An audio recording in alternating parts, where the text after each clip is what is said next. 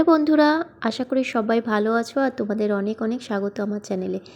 আজকে ছিল তৃতীয় দিন, হিসাব মতো 4 দিন, কিন্তু আমি তৃতীয় দিনই কাউন্ট করছি কারণ একদিন আমাদের ওয়েস্ট হয়ে গেছিলো, বলছিলাম তোমাদেরকে আগেই। তো যাই হোক, আজকে সকাল সকাল রেডি হয়ে যাচ্ছি আবারও। আর আজকে কোথায় যাব বলো তো?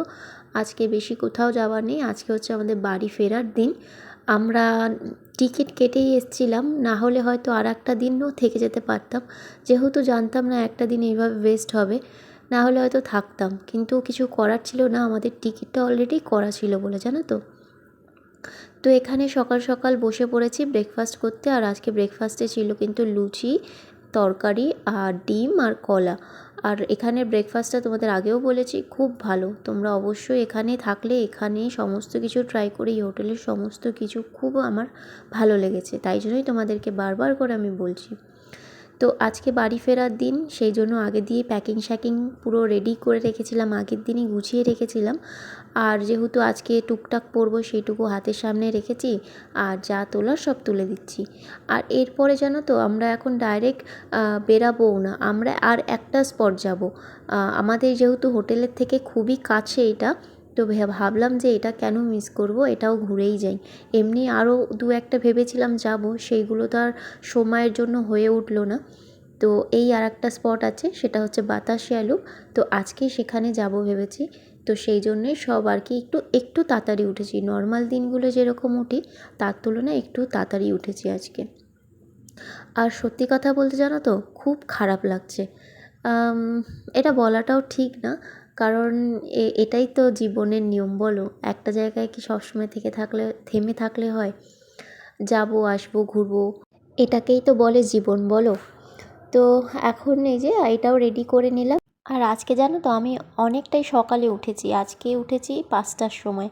কারণ এমনি এখান দিয়ে 10টার মধ্যে বেরিয়ে যেতাম, তারও আগেই বেরিয়েছি যেহেতু আর একটা স্পটে গেছিলাম, তো সেই জন্য আরেকটু আগে উঠেছি। আর এইখানটা আমি সকালে অনেকটা টাইম কাটিয়েছি, ব্যালকনিটায় অনেকক্ষণ বসেছিলাম, তোমার জানলার ধারে অনেকক্ষণ বসেছিলাম।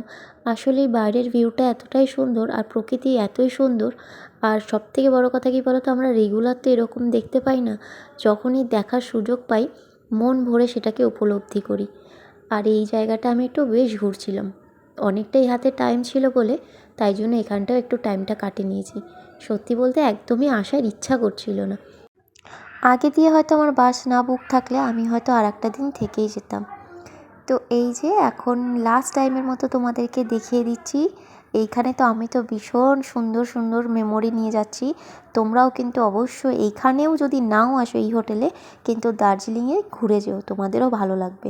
আমারও কিন্তু ফার্স্ট টাইম দার্জিলিং এলাম, আর দার্জিলিংটা আমার এতটাই যে ভালো লেগে যাবে আমি নিজেও ভাবতে পারিনি। পাহাড়ি এলাকা এমনিই ভালো লাগে, কিন্তু দার্জিলিংটাও যে এতটাই ভালো সেটা সত্যিই আমার জানা ছিল না। আমি আরও অনেক পাহাড়ি এলাকায় গেছি, কিন্তু দার্জিলিংটা আমার বরের সাথে ফার্স্ট টাইম। আমি আবারও আসবো, আসলে তোমাদের তো তখন দেখাবই। তো এই যে টাটা বাই বাই করে এখন চললাম। আর এখন জানো তো, আমরা বললাম না ফার্স্টে আমরা যাচ্ছিলাম এখন একটা অন্য স্পটে, বাতাসিয়া লুপ বলে যেই স্পটটা সেখানে। ও আর একটা কথা বলি, এখানের যে যারা স্টাফ আছে না তারা ভীষণ ভালো, সবাই ভীষণ ভালো। যে ওনার রয়েছে সেও খুব ভালো। আর আমি এই হোটেলের না তোমাদের নাম্বারটা মেনশন করে দেবো, যদি বুক করতে চাও তোমরা ওই নাম্বারে গিয়ে ফোন করে নিতে পারো। তো আমরা এই হোটেলের নিচে চলে এসেছি। ও আর একটা তোমাদেরকে কথা বলি, এখানে হচ্ছে অপোজিটেই একটা কালী মন্দির আছে, ঠিক আছে। আর এই যে জায়গাটা, এই জায়গাটা হচ্ছে তারা মন্দির স্টপেজ। তোমরা যদি এই হোটেলটা এক্স্যাক্টলি লোকেশন বলতে চাও তাহলে বলবে তারা মন্দির স্টপেজ বললেই কিন্তু পেয়ে যাবে। আর এই যে দেখতে দেখতে তারপরে আমরা চলে এলাম হচ্ছে বাতাসিয়া লুপের এখানে। আর এইখানে এসেছিলাম জানো তো, আমরা আজকে আমরা করেছিলাম বাস, যেহেতু অনেকক্ষণ দাঁড়িয়েছিলাম, শেয়ার গাড়ি পাচ্ছিলাম না এইদিকে আসার জন্য, আর তার জন্য আমরা ওখানে বাস করে নিয়েছিলাম। আর বাসে আমার আসতে ভীষণই ভালো লাগছিলো, বলছি না আমার দার্জিলিংটা এতটাই ভালো লেগে যাবে আমি বুঝতে পারিনি। মনে হচ্ছিলো পুরো লোকাল মানুষ আমরা, এমনভাবেই পুরো দার্জিলিংটাকে এইভাবে ঘুরেছি। আর এইভাবে অনেক সুন্দর করে সব স্পটও দেখা যায়, আর অনেক টাকাও বেঁচে যায়। তোমরাও এইভাবে চাইলে দার্জিলিংটাকে খুব সুন্দর করে ঘুরে নিতে পারো। তো এই যে বাতাসিয়া লুপের এখানে চলে এসেছি, আর বাতাসিয়া লুপের এই জায়গায় স্পটটা কিন্তু ভীষণ সুন্দর। এখানে খুব সুন্দর ওই দিক দিয়ে পাহাড়ের ভিউ দেখা যায়, তাছাড়া এখানে ফটো তোলার জন্য চারিদিক মানে বানানো রয়েছে সুন্দরভাবে।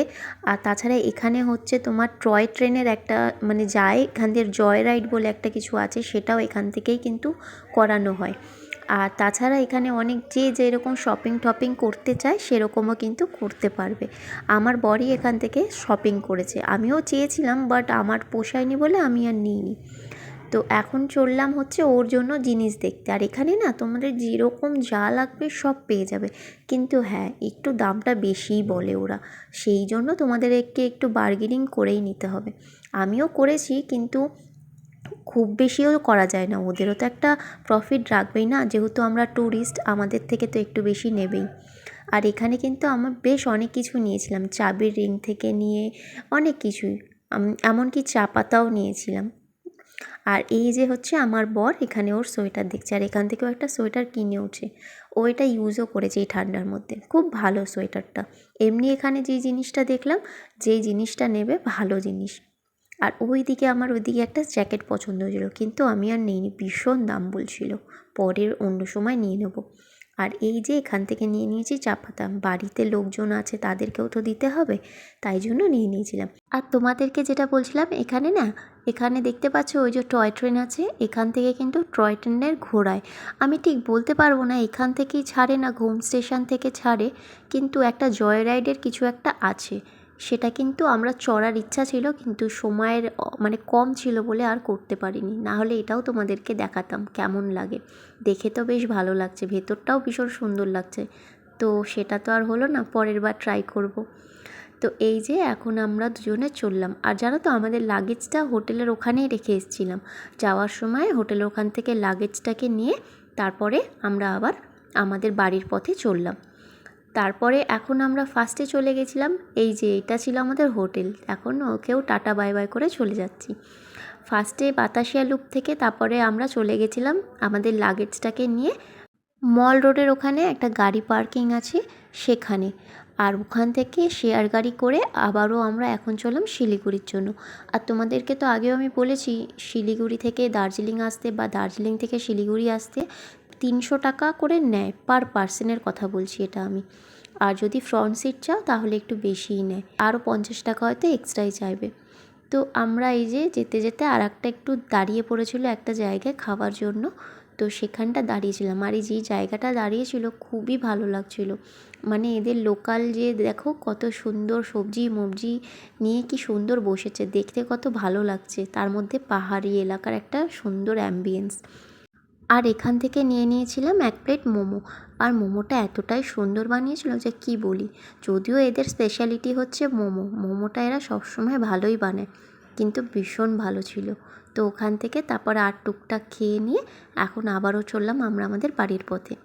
তো বন্ধুরা, আশা করি তোমাদের ভিডিওটা ভালো লেগেছে, আর ভালো লাগলে অবশ্যই একটা লাইক কমেন্ট শেয়ার করে দিও।